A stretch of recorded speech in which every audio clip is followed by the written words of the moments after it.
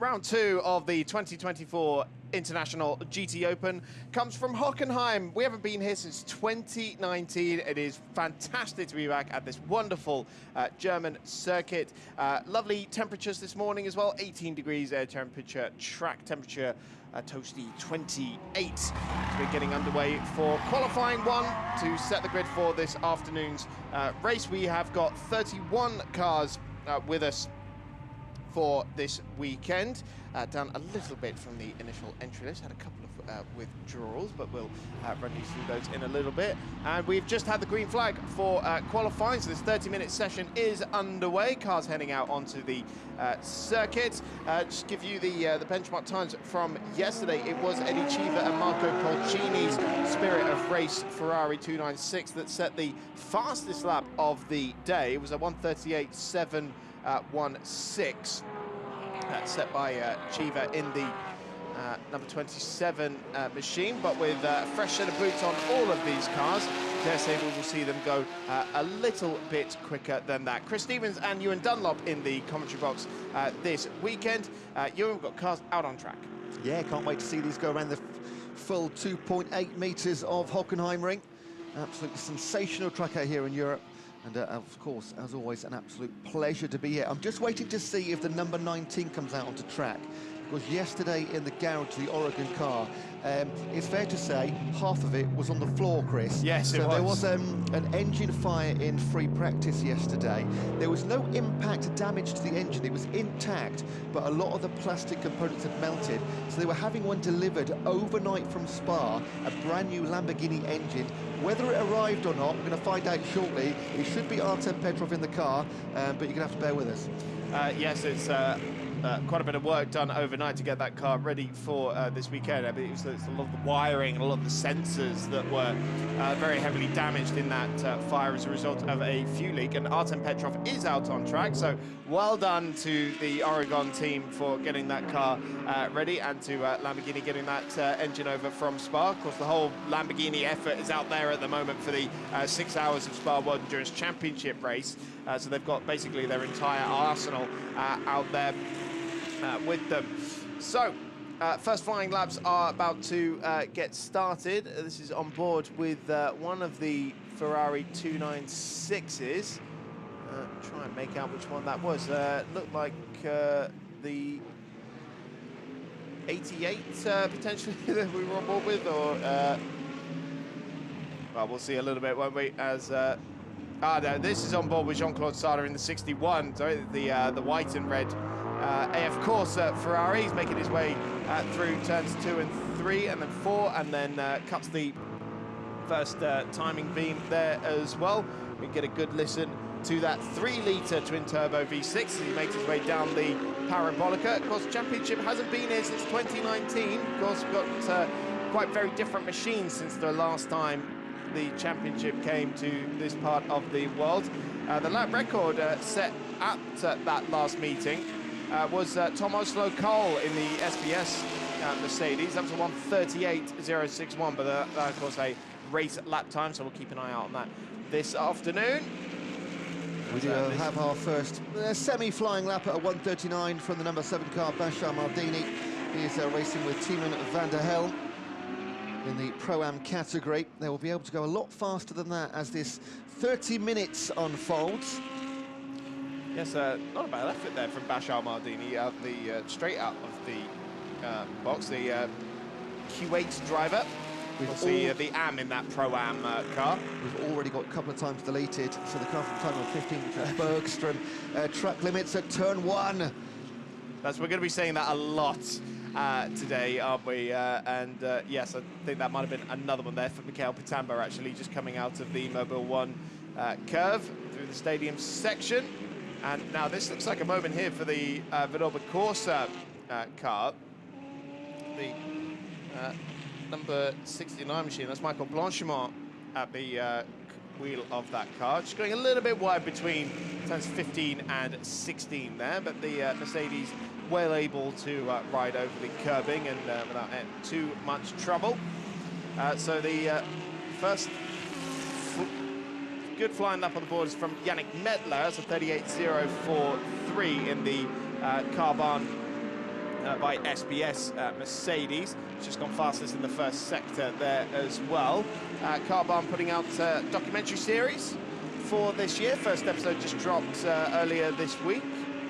Should go and check that out. It's a great insight into certainly the dynamic between Yannick and Dexter Muller, that's for sure. This is on board with one of the other Mercedes. I think this is the Scuderia Villorba Corsa car. It's making its way up through turn 7. Oh no, this is Yannick Mettler. I'll get it right eventually. Michael Pitamba, sorry. That we're on board with. Couldn't quite make the purple out there. Coming out of the Mercedes-Benz arena, and see where his times are at the moment. He's already fallen down the timing order, I think, because his track time got deleted. So, but he's setting some good sectors.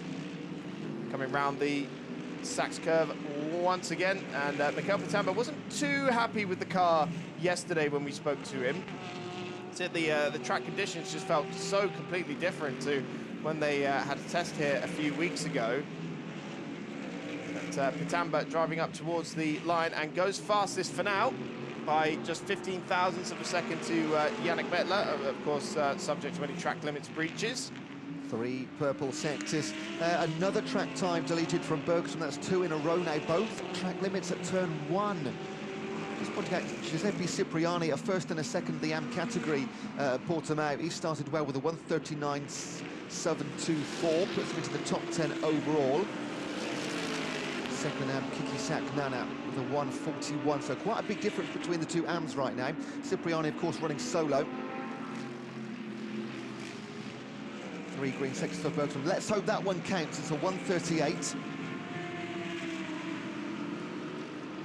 So I think top bronze driver at the moment, though, remains Bashar Mardini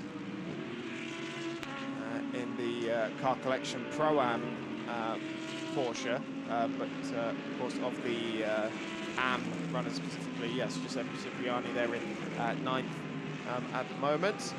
Team Motor Park, Marcos Seibert at the wheel of the number 17 machine. It's Jordan Pepper goes fastest in the one of the Oregon Lamborghinis. That's the number 10 machine that he shares with Alessio De Leda.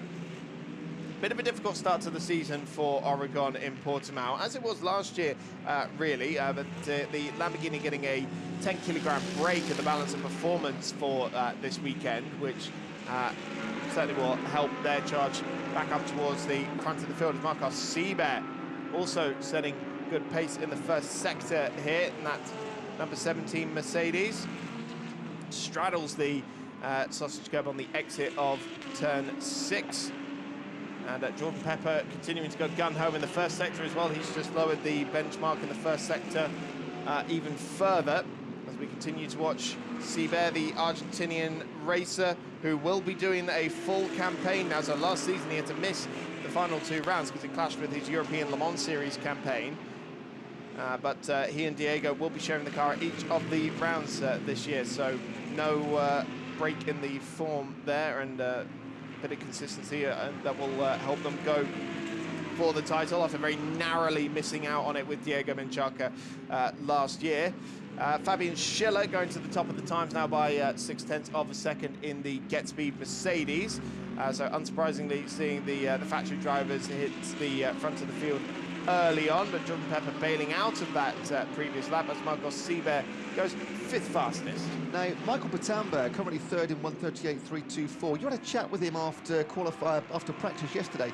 He didn't seem too happy with his performances in practice, but he's going pretty well this morning.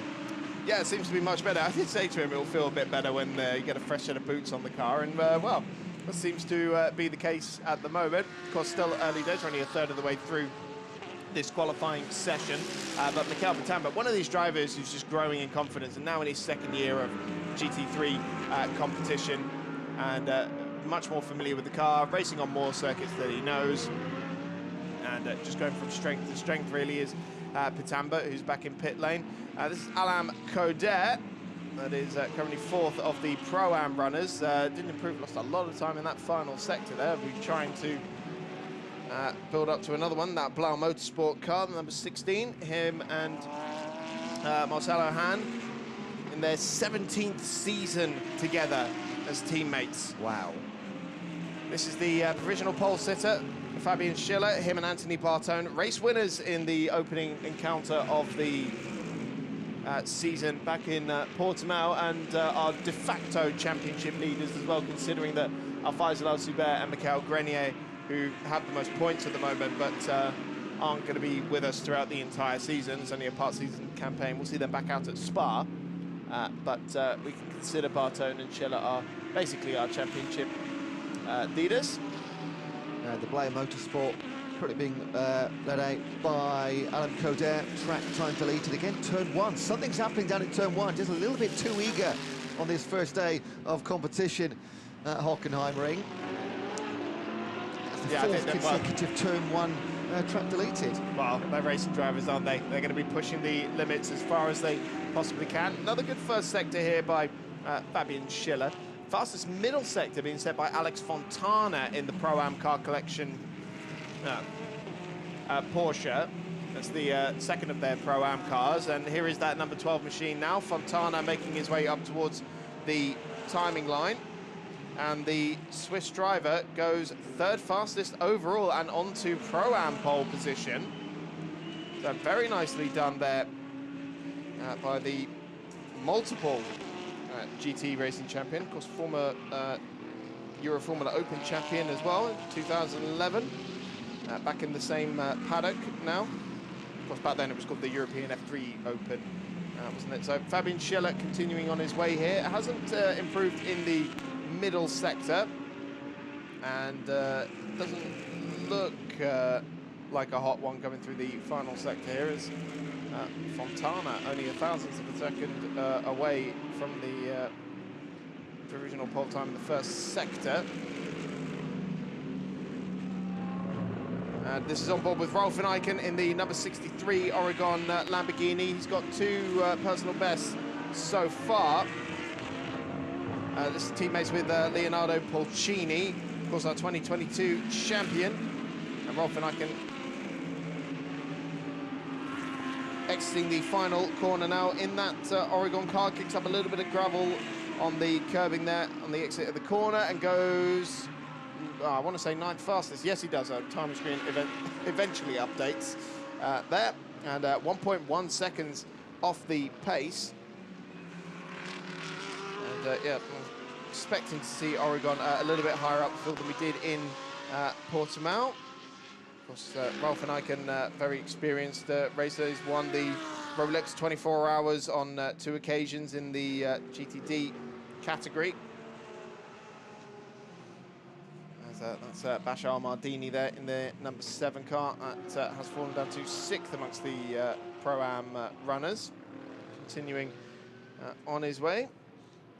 Top 22 now, all sub 140.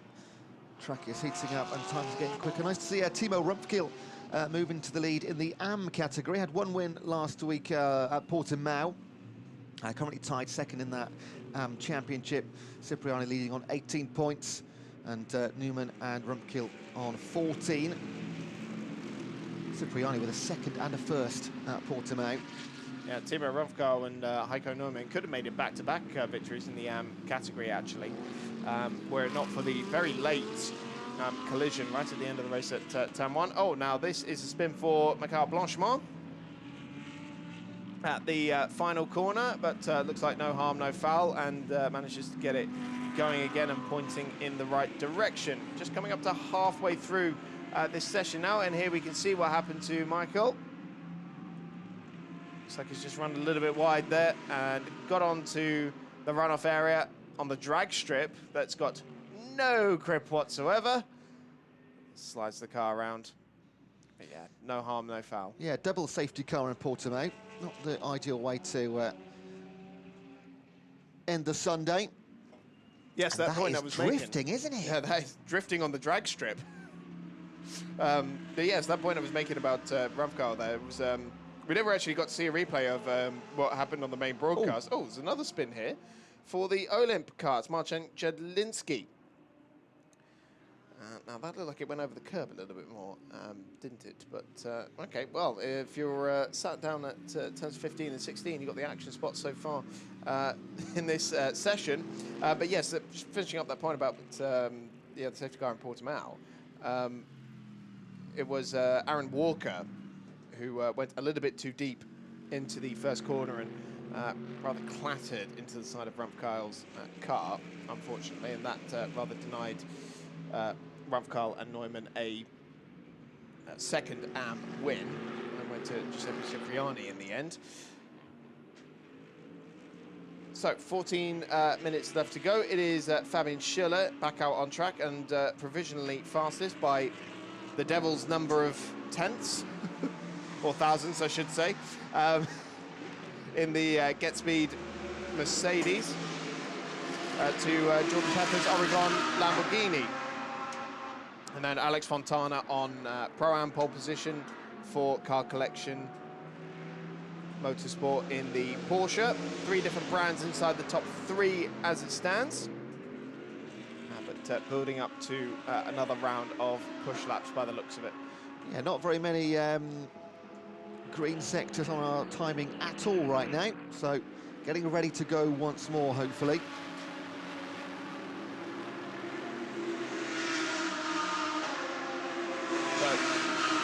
That number 65 car is our AM Championship leader as it stands. Oh, no, it's not, sorry. It's our reigning champions, second in the current standings. Cipriani leading the AM Championship, isn't it? But yes, the 65 are reigning champions. Now, this is Rolf in Eichen. That is not being pulled back into the garage, it's being pulled back into the slow lane there. And now did Rolf have his own moment down at turn 15? Wow, certainly seems to be pushing through the... Oh, nice sparks there as he got over the curb. And then the 25A, of course, has his own little moment there as well. So they'll come back into the pit, several of them, just for a few minutes. 12 minutes to run in this qualifying session. There's one of the Mercedes coming in too. Just a few words from their team, maybe teammates. It is busy down there in the pit lane. Artem Petrov doing a very good time in the first sector. We can, this is the number, yeah, we can pick up the number 19 now as he makes his way through towards the final sector now. Oh, he's lost quite a bit of time there, though. That fresh engine in the back of that car, fresh bodywork on the back of it as well. This is the car that caught fire yesterday. Just wonder how much sleep they've had as well. They can't have been a lot. Oh, probably not much at all, I'd have thought, but yeah, properly bailed out of the lap now. He was coming up on Marcin Jedlinski's Olymp Audi as well, so probably wants to create a little bit of a gap to that car ahead of him. But Artem Petrov, Lamborghini junior driver in his first year racing with the Oregon team and his first year of full-fledged GT3 competition after racing in Super Trofeo Europe. Now, car 65, Chris, under investigation, crossing the white line at pit entry. Yes, I saw something on there earlier about Jean-Claude Sarda doing the same thing and came up with a reprimand. And now Marcin Jedlinski is also under investigation for the same thing. So a couple of reprimands coming the way of Marcin Jedlinski and Timo Rumpf Kyle by the sounds of it. So we've got some nice slow-mo shots here of the qualifying action so far. That is very nice. Oh, that's a good one. That's like pit stop ASMR. That car of the 777 of Olymp Racing, the Audi R8 GT3 Evo. I understand they could switch to a 296, waiting on delivery of that. Yes, that is a potential option for them throughout the year. They have been known to change brands throughout the middle of campaigns. I mean, at the start of last year, I remember they were testing a Mercedes, a Ferrari, an Audi, maybe something else. They started with the Mercedes and then went back to the Audi mid-season. Of course, their sister car, the number 5, which is driven by Stanislav Jedlinski and Christian Korzanowski, has always been the Ferrari, and has been the Ferrari 296 since the middle of last year, as well, since Monza, if memory serves me correctly. New entry for this weekend, and joining us throughout the rest of the season is the number 42 Lippert Motorsport Lamborghini, being driven by Mark Vallenvine and Maciej Blasek. And just trying to see which it is. Blazek at the wheel of that car at the moment, currently 19th fastest. It's a pro entry from Leipert. 2 silver drivers, so Masic being the Polish driver. Our GT Cup Europe champion from 2021.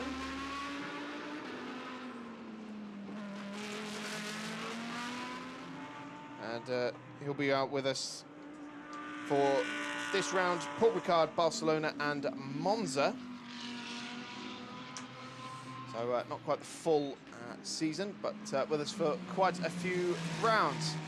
Now, it's Alan Coder doing a very good first sector there in the Blau Motorsports car. Here we can pick him up now, coming up towards the final sector. That's a little bit of time in the middle sector there, but the Blau Motorsport car is still going very strong. So Coder making his way round the Sachs curve. Currently 4th in Pro-Am, Coder, behind Rugolo, Mettler and Fontana. Fontana 3rd overall right now. And he is on track. So Coder coming up towards the timing line, and the former Pro-Am champion goes 2nd in class and onto the 2nd row of the grid alongside Fontana. So the Pro-Am leaders at the moment, Linus Stern in the timing order.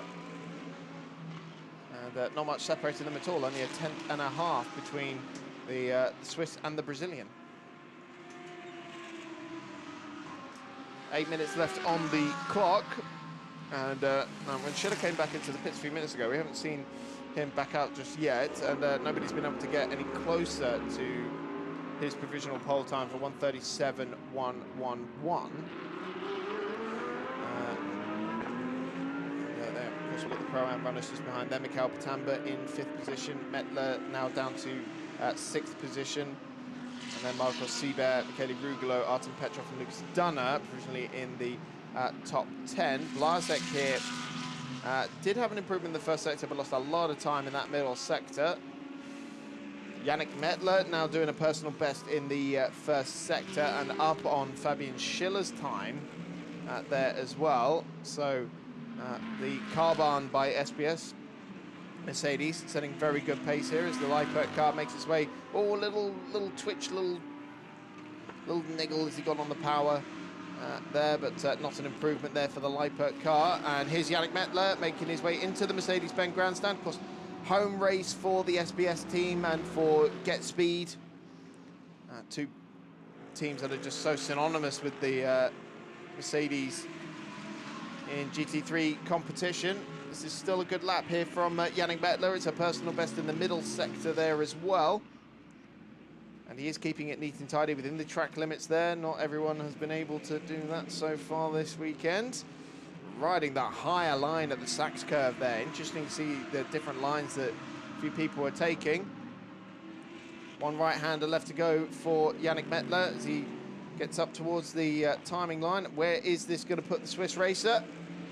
Cuts the timing beam and goes 2nd fastest onto the front row of the grid provisionally, and within half a second now of Fabian Schiller's provisional pole times. Michele Rugolo now takes 2nd in Pro-Am as well, and 4th overall. So yeah, the lap times are really starting to tumble now as Jordan Pepper goes fastest in the first sector, the Lamborghini factory driver on a hot lap here. Fontana up to 3rd in Icon as well, lay down at 1:37.8 to temporarily move into the first couple of rows of the grid, down to 6th right now. They are throwing these cars around the track now with just over 5.5 minutes to race. 3 best times for Rumpfgil in the car. 65 moves him to 15th position. Schiller back in the pit now, just 1 man or 2 within half a second now, Mettler and Fontana. But that gap is huge, isn't it? The gap between 1st and 2nd is similar to the gap between 2nd and about 5th, 6th place. It's an incredible lap he's put down, that 1:37 and all the ones. This is Jordan Pepper. It wasn't an improvement for him in the middle sector, so let's see what he can do here as he cuts across the timing beam, stays 4th fastest, and it wasn't an improvement there in the end, despite a personal best middle sector. He lost too much time in that middle sector, and he stays 4th fastest. Schiller still in the pits, still on his outlap. So the one man in the top 20 that is leading is sat in the pits. Is that time good enough? Does he need to come back out, or can he save the tyres a little bit? Well, he has been in there for quite a while. 8 minutes he's been sat there in pit lane now as Fabian Schiller. Maybe he'll come out for one last gasp effort as Jordan Pepper makes his way down towards the hairpin, and this lap doesn't seem to be much of an improvement either, unfortunately for him. He's just coming up on the back of Simon Riker's East Talent Audi, reigning team champions there, as 14th fastest for them. So Pepper through the Mercedes-Benz grandstand.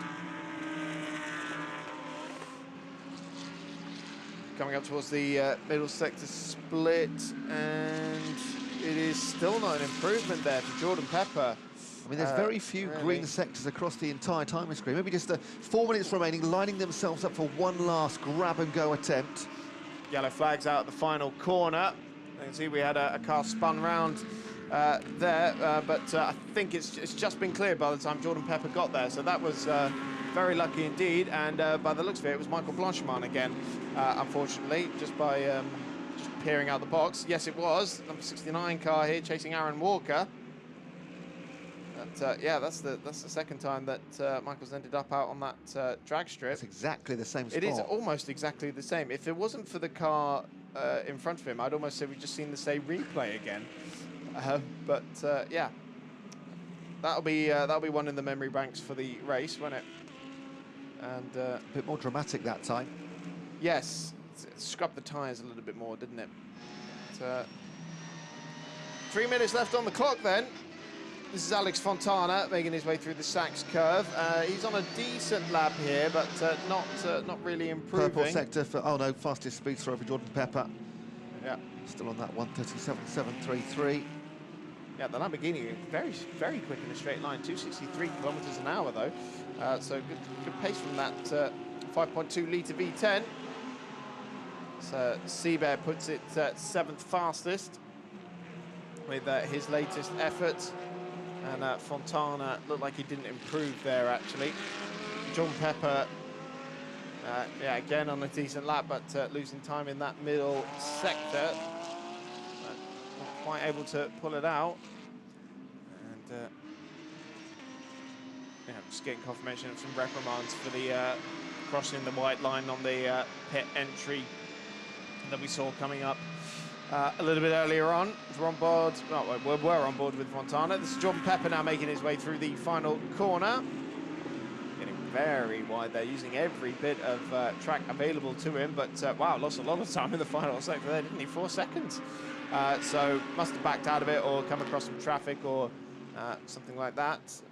He's really only got 1 lap left, and also I can confidently say now that Fabian Schiller will not be coming back out on track because we've only got 2 minutes left on the clock, unless that P next to his name turns into an O in the next. Well, no, it's not. It's not going to now, is it? So Fabian Schiller is pretty confident with his speed, and I mean rightly so. It was fantastic speed. So who's on a good lap then? Personal best is coming from Marcos Seabear, but he's a little bit further around the track. Lucas Dunner showing some good speed, as is Alex Fontana. Jordan Pepper, quick but not quick enough in the first sector.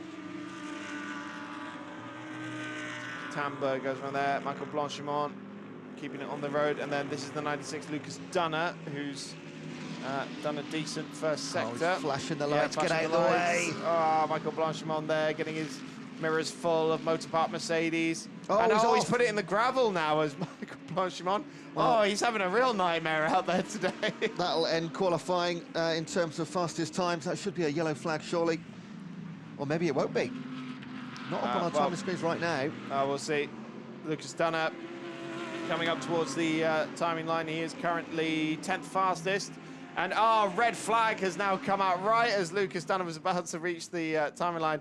And it is because we have Michael Blanchimont down there in the gravel trap at turn number 11, the Mobile 1 curve. And yeah, well, with less than a minute left on the clock, the session will not restart, unsurprisingly. Yeah, he is beached. We can see him from our window here. Over to the far right. We're going to see it again. So he's obviously trying to get out of the way of Lucas Dunner, and he's trying to do the right thing. Yeah, and then he's realised, oh no, there's a gravel trap in front of me. And yeah, not going anywhere, unfortunately. And everybody else will be returning to the pitch. Schiller, a 1:37.111 set. He only did 7 laps today, and he set that on his second. Sat in the pits, boys, I'm done. Beat that if you can, and they couldn't. Oh, fantastic stuff from Fabian Schiller, and they are picking up pretty much where they left off in Portimao. It was victory for them in the first race of the weekend, and now they are on pole position for this round in Hockenheim. Confirmation at the top of the screen. The session will not restart. It is Fabian Schiller and the GetSpeed Mercedes team on home soil on pole position ahead of Yannick Mettler's car barn by SBS Mercedes. That is also on Pro-Am pole position with his nearest class rival right alongside him as well. Jordan Pepper 4th, and pole position in the end going to Timo Rumpfkeil in 18th position overall, and he was some 0.7 of a second quicker than Giuseppe Cipriani. As we can see the jubilation in the GetSpeed garage as the Villorba Corsa car is extracted from the gravel trap, and should get away with only a few chips on the paint on that one. As cars making their way back into pit lane still. Poor Lucas Dunner. I think he was about to set his best lap of the session, and oh, actually, no, I don't think he was. I think it was a 38.9 in the end, so he had to back out at that last sector, so didn't actually lose anything there because of that red flag that came out just a few seconds before he reached the timing line.